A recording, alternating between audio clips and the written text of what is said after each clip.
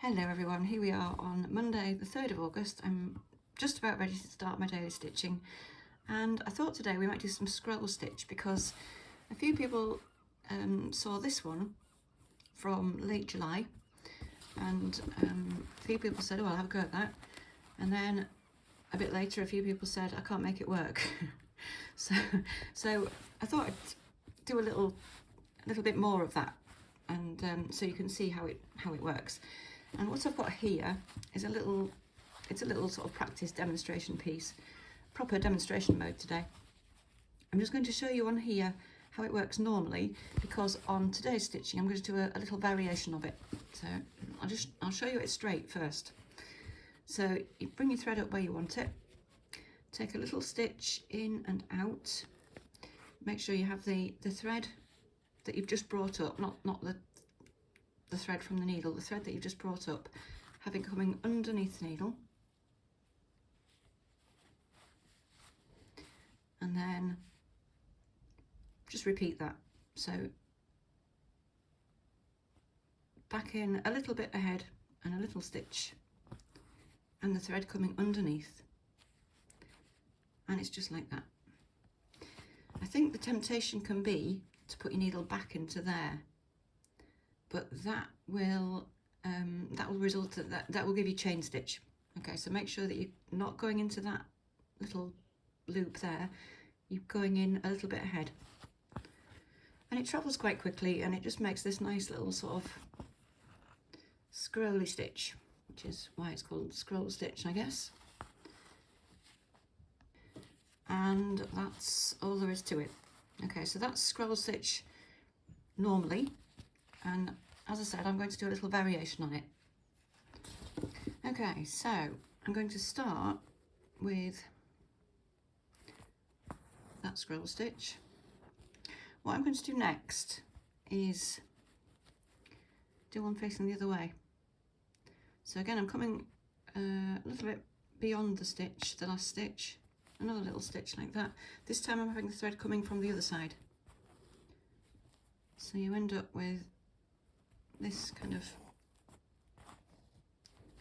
side to side effect.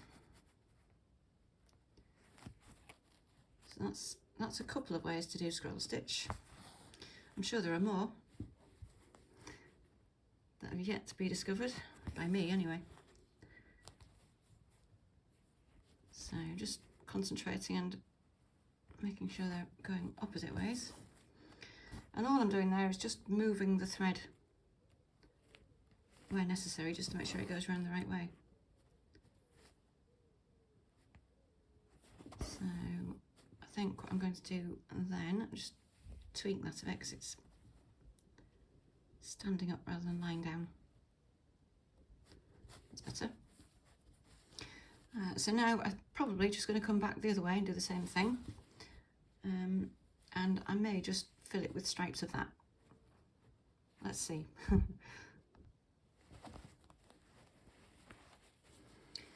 Okay, so coming back the other way, a little stitch with the thread going that way, and this time we want the thread coming from the right.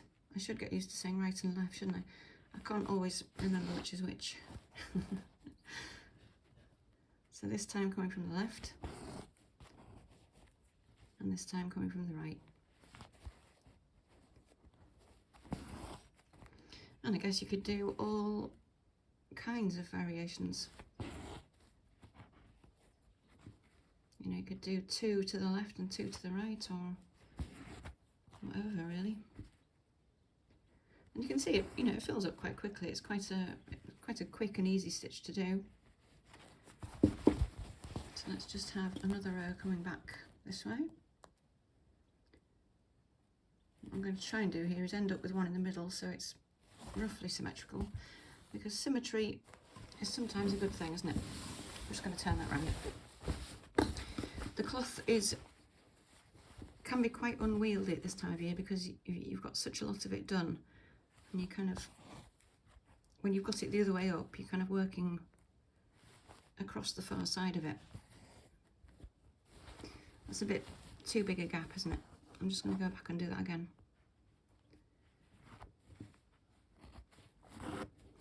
don't often unpick, but when I've got an idea of what I actually want it to look like, I do like it to look right.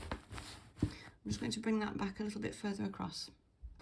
And I used the word right there, and I used the word right wrongly, because there's no such thing as right, is there? What I meant was more like what I wanted. So let's just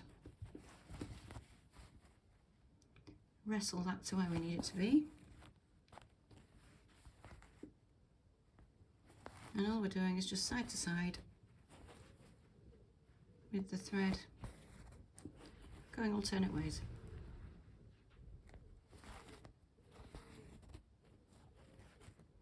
So I'm just going to finish the last 2 columns of that, and then we'll have another look at it.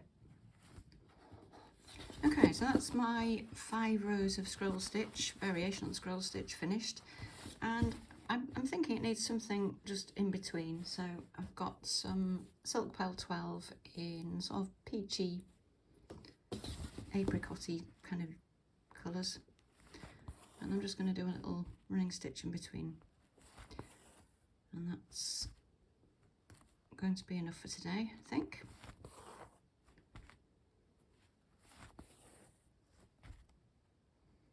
And of course you could do anything in between, couldn't you? You could do couched lines, you could do little cross stitches or French knots, anything you like really.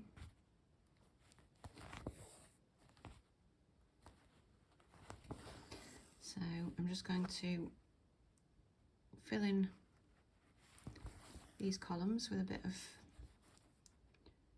running stitch, and I'll carry on with that, and I'll show you it when we're nearly at the end there. Okay, we're just putting the last couple of stitches in this final row here, column rather, and let's have a look. Oh, I think that's turned out okay. So there we are, that's scroll stitch and a little variation on scroll stitch, so I hope that makes it a bit clearer. And whether you're doing that or something different today, have fun, and I will see you later in the week. Thanks for watching. Bye for now.